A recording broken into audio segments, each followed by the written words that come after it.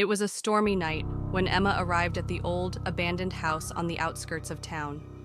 The weather had turned unexpectedly, and her car had broken down just as the last rays of daylight faded into an oppressive darkness.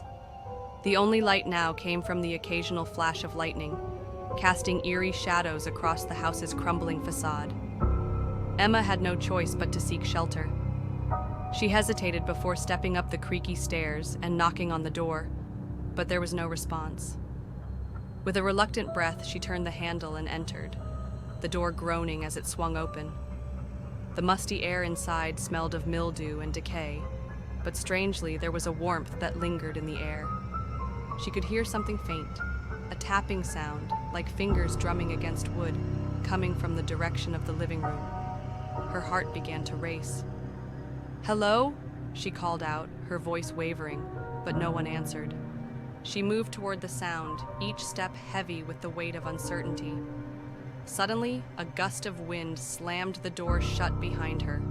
She spun around, eyes wide, but there was no one in sight. The tapping continued, but it was louder now, closer. Emma's breath hitched as she realized it wasn't coming from the living room at all. It was coming from somewhere upstairs.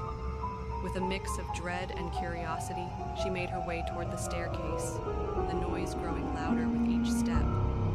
But when she reached the top, the house fell silent. That was when she heard it. A voice, low and almost indistinguishable, whispering from behind the closed door at the end of the hallway. "You shouldn't have come.